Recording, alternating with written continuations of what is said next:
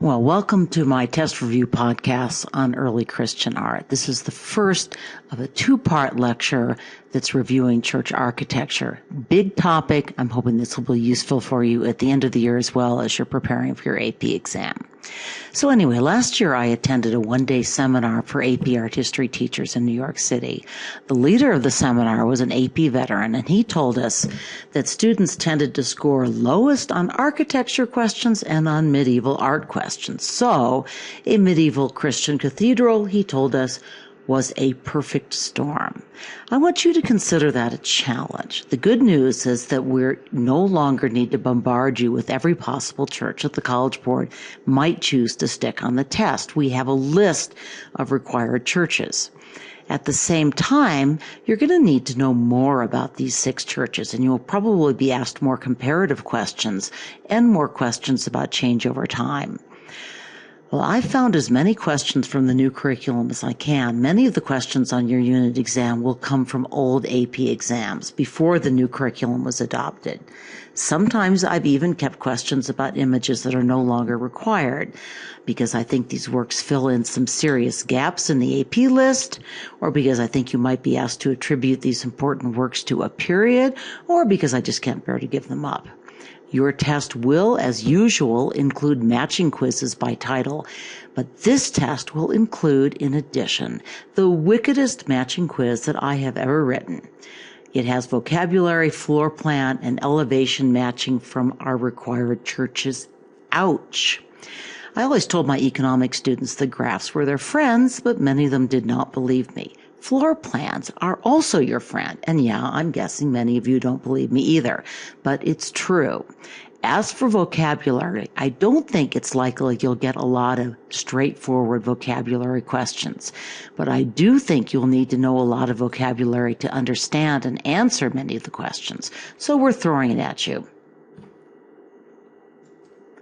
And no, I haven't switched units.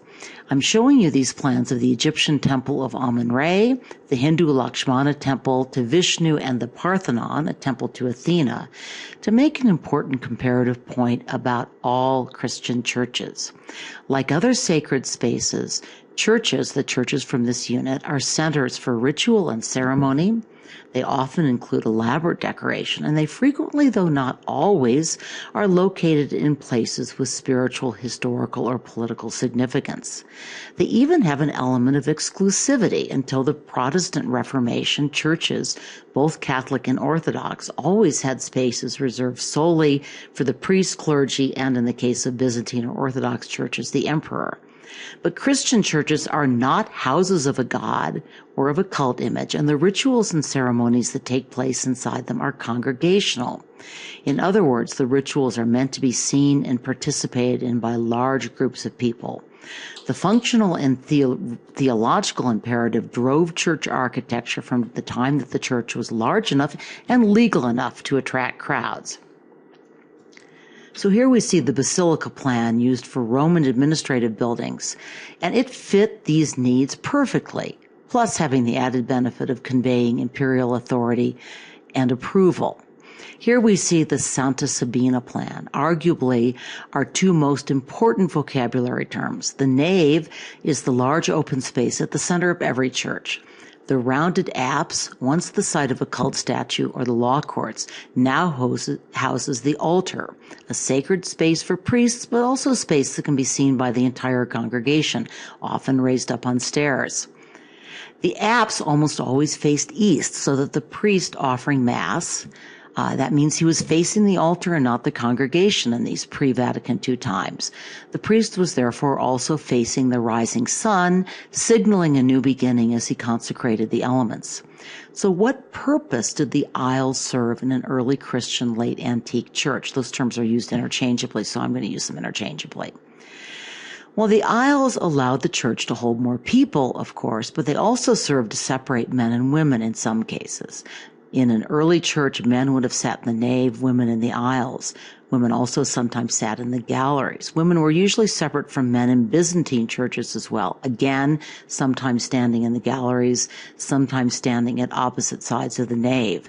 The theory behind this, by the way, was that this would help both sexes avoid distraction. The image on top is the Basilica Ulpia from Trajan's Forum. On bottom, Santa Sabina in Rome. Note that both have not only a large open space, but a nave arcade set apart by arches and columns. So that's that row of columns. Santa Sabina's come from an old Roman temple. Remember the word for that? It's on the test. So what other features of a typical basilican church are we seeing here? Well, two other words for that long rectangular nave are longitudinal or axial. There's a flat timber roof, clerestory windows letting in light from above, the apse holding the altar, the rounded semicircular apse, and the aisles, in this case, again, set off by an arcade. Timber roofs were not all that heavy, so these churches did not need thick walls for support, but of course, timber roofs did catch fire. So do you see a dome? Or a barrel vault, or a groin vault? Nope. Those are features of central plan churches or later Byzantine churches that combine basilican form with a dome. This is an early Christian, not a Byzantine basilica. Lots of hints there. So you should be braced for questions about this church. There are many of them, and many of them involve the vocabulary that's on your matching quizzes. So how is this church decorated? Take a look at the floors and columns in the picture on the bottom right. You see lots of Roman marble, right? And where did I just say the columns come from? Know the term for this architectural recycling. We've talked about the advantages of a basilica plan, but there were advantages to a central plan as well.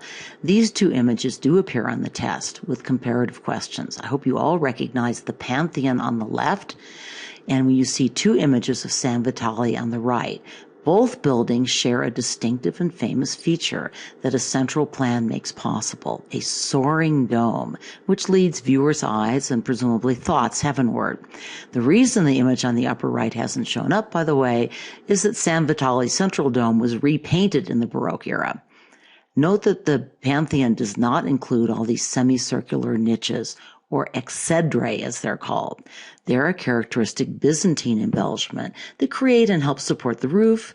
They also create an opportunity for more elaborate mosaic decoration. San Vitale differs from the Pantheon in that it includes what architectural feature? It's that funny shaped oval that looks like a racetrack, and in fact, it still puzzles architectural historians just why it ended up with that particular shape. It's the entryway for the church, and the same name for entryways persists through the Romanesque and Gothic eras, in fact, up to today. You enter the church through the, check out your matching quizzes. There are several more questions about San Vitale. Where is it located? Who sponsored the church? And by the way, sponsored is not the same as paid for. We know that San Vitale was paid for largely by a wealthy Roman. We don't know anything really about him but his name. He might have been an envoy from Justinian. He may have been a banker. Any rate, what I'm looking for is a title here. Which title, what kind of person sponsored both churches? So for nearly 1,000 years, Hagia Sophia, that by the way is the Greek pronunciation, was the largest cathedral in the world.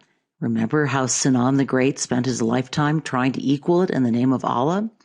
So is this a basilican axial plan, or is it a central plan church? The answer, and some form or another of this question shows up all the time, is that it's both, which is what made Hagia Sophia so transformative in the history of architecture, and also what it made it possible to be so high and so huge at the same time. Justinian wanted to have it all. He wanted the huge rectangular spaces of the Basilican Church. He wanted the soaring domes of the central plan. He chose as his architects two mathematicians. And you'll need to know that, by the way. And the solution they devised is brilliant. Half domes and what are called pendentives help support the central dome, allowing for clerestory windows to be added and therefore to bathe the church in light. More light still comes from the characteristic art of Byzantine churches, which is mosaics. Note that those curved surfaces help mosaics reflect light. So does setting the mosaic pieces, which are also called tesserae, Tesserae, of setting those squares slightly on edge so that they catch the sunlight. So there are also a lot of questions about this church. When was it constructed? Who was its patron? Who were its architects? Recognize the names, know the professions, which I just told you. Also keep in mind that the College Board is interested in change over time and the reinterpretation of works. So this is a work whose function has in some ways changed dramatically. First a church, then a mosque, and finally a museum. So what was added to the exterior of Hagia Sophia and why? Note that the current floor plan on the right includes a maksura, a minbar, and a mihrab. Do you remember those? Hagia Sophia is currently a museum, although there is some pressure to restore its status as a mosque. Part of what makes visiting it rather surreal is this juxtaposition of Christian mosaics and Arabic calligraphy, of Christian religious structures and Muslim religious structures. On the upper left, you see the mihrab, which is in the apse where the altar used to stand. So what work from an earlier unit was inspired by Hagia Sophia? I gave you the architect's name a few minutes ago, and yes, that is a test question. Know the title and not just where it's located. The AP question only gives you the title. So we no longer have Byzantine churches on the required list, but you should remember that non-required works are fair game if they bear similarities to other works. That's what attribution questions are about. So here we see the interior of an 11th century church, Byzantine church in Greece. But really it's being used on the exam as a generic Byzantine domed church. So what image does the central dome contain?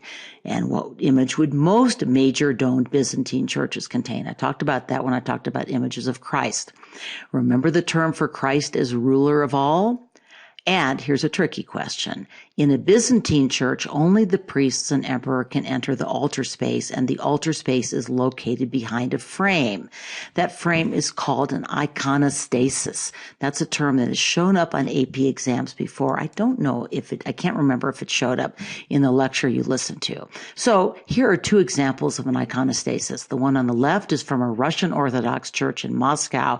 That's where the Byzantine tradition was really carried on. The one on the right is from Hagia Sophia, reflecting post-iconoclasm remodeling. You should remember the image of the Virgin in the apse above the altar. Note that in Orthodox liturgies, the priest is much more separated from the people. There is that greater emphasis on Christ ruling over the world and to some extent standing outside the world, and the priest is part of that imagery. It's characteristic of Orthodox faith and practice, reinforced by architecture. Again, we see that function and form are related. So here's a church you haven't seen. Does it remind you of a church you have studied? The College Board has simply cut out what I consider to be an important swath of medieval art, the Carolingian Renaissance under Charlemagne and the subsequent Ottonian Empire ruled by Charlemagne's Saxon successors. Now, Charlemagne's Palace Church is an old AP favorite, and I've kept some questions about it, both because it's an important church and because the College Board might get sneaky and invite this comparison. Charlemagne set out to restore Roman glory and classical learning. He had himself crowned Holy Roman Emperor by the Pope in 800, and he revived manuscript creation in Europe outside the Celtic fringe of Ireland and Northumbria that produced the Lindisfarne Gospels and the Book of Kells. Charlemagne also visited Ravenna on several occasions, and his imperial church quite clearly imitates San Vitale. So here you see San Vitale on the left and Charlemagne's cathedral at Aachen on the right. Note that he's added a long, magnificent apse. Like Justinian, he wanted a soaring dome and an impressive longitudinal space. So here's another former College Board favorite that seems to have disappeared, but I'm sticking it in because it's a missing link in the development of church architecture. If you don't see this, you might be puzzled that suddenly towers pop back in. In the early medieval period, transepts became a more important element of Christian churches, which were now deliberately shaped like a cross. The term for that is that they were built in cruciform style. This church actually has a double transept. It also has elaborate towers at its western entrance opposite the apse in the east. Cruciform shapes, transepts, towers, and elaborate entrances are all going to be part of Romanesque and Gothic churches, which I'll turn to in a minute. So I want you to see that, in fact, they did emerge earlier. So I was quite startled that the College Board left off the doors to St. Michael's of Hildesheim, an Ottonian church, since this work featured very heavily on AP tests in the past. And for that reason, it's going to show up on your test as well. One reason that these doors are so important in art history is that this is the first large-scale bronze work produced in Europe since the Classical era. So it represents a revival of the lost wax method. This is going to be very important when we get to the Renaissance. Another reason I want you to see this work is to note that entryways are becoming more significant to Christian church architecture. This one pairs scenes from the Old and New Testament, a juxtaposition that we'll see in moralized Bibles as well. So here's another panel from the door, Adam and Eve being expelled from paradise. It's going to show up on the test. You just need to know where it's found. Well, I'm going to quit here so that the podcast doesn't get too long and choke YouTube. I'll continue with Romanesque and Gothic church architecture in my next review podcast.